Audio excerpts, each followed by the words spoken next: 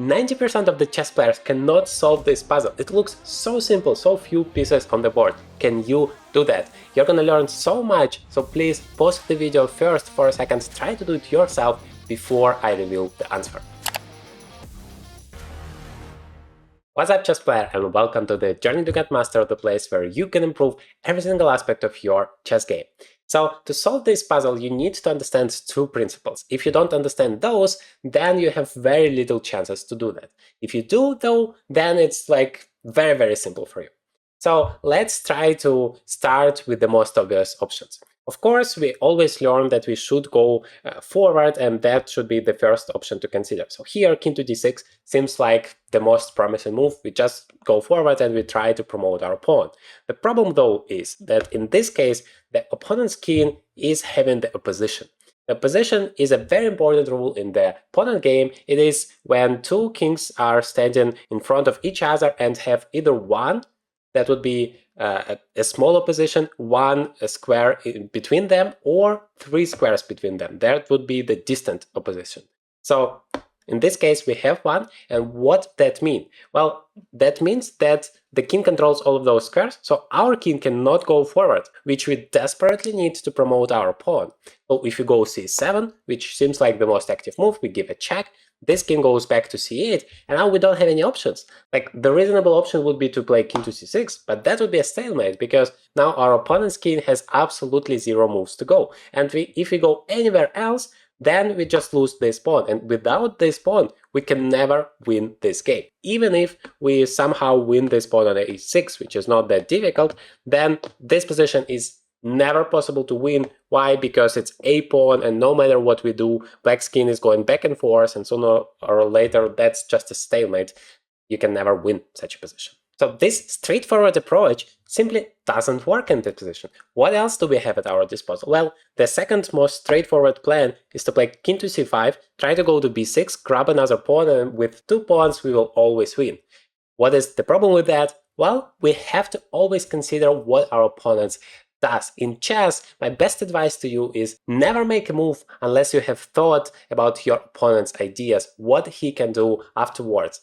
So the problem is, of course, our opponent doesn't want us to go to b6 and get that second pawn, so he plays king to c7, and then once again he has the opposition. So the opposition is basically when both kings are standing on the same color of squares. So in this case, the dark squares. If the kings are standing not on the same colors, it's never an opposition, because, well, there are 2 or 4 squares between them. It never works like that. It's always either 1 or 3.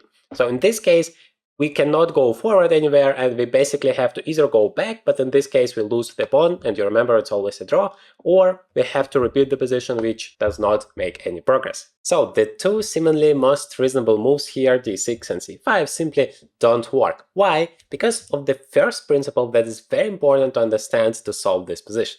It's called key squares. In this position, the key squares are this d6 and d8, and this c7 and c5. What does that mean? Well, it means that if you are the first one to get to this square, then you are not making progress. In the case of black, if you are the first one to get to c7, then you simply lose the game, because then I go to c5, I have the opposition. The opposition is always preferable for that one who is making the last move. Like, I'm making the move king to c5, I'm making the opposition, and now you have to go back. And that is why you lose, because then I get to b6, I win the second pawn, and the rest is simple. So c7 is not possible to go for black here if it's black to move, and c5 is not possible for white to move here if they want to win. The same with d6 and d8. If you were on d8 right now and I play king to d6, that's immediately game over, because you have to go to c8. Now I play c7, you have to go to b7, I play king to d7. Then if I'm smart enough, I'm not making a queen here, but I'm either making a rook, because the queen would be a stalemate, or I just wait a move and then I'm making my queen. So black cannot go to d8 if it's black to move, and white can play king to d6.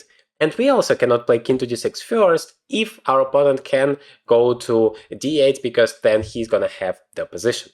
So, with all of that in mind, what should we actually move here? This video is brought to you by Chestnut.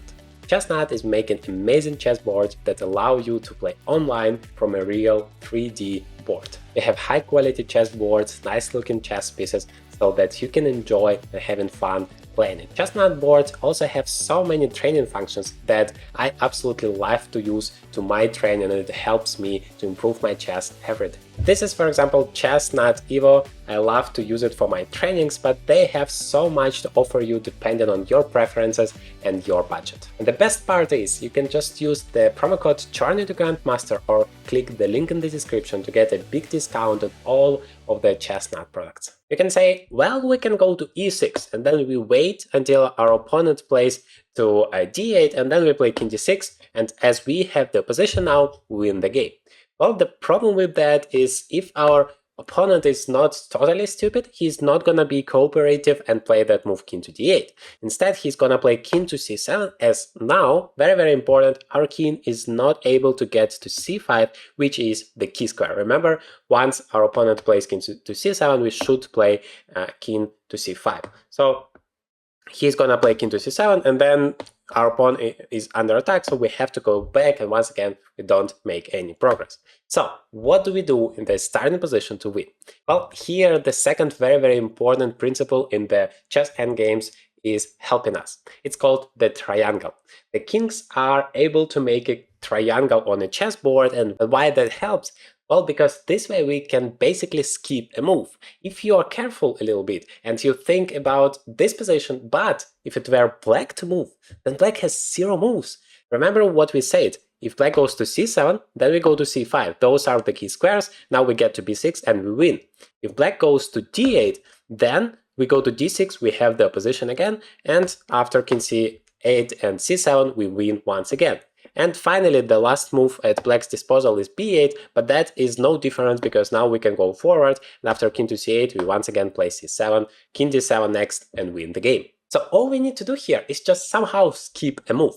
How can we do that? Well, by using the triangle. So we play king to c4 or king to d4, doesn't really matter. The most important thing is we have access to this c5 square, because otherwise king to c7 would just threaten to win a pawn, and we don't have our desirable king to c5 move. That is why king to e4 or king to e5 wouldn't work. It doesn't make any progress. King to c4, however, works. Now, if king to c7, we go here, but of course, like we said before, let's assume our opponent is not that stupid and he's making the right move. He's playing king to d6 because notice we don't have the access to the d6 square right now. We cannot go there and claim our victory.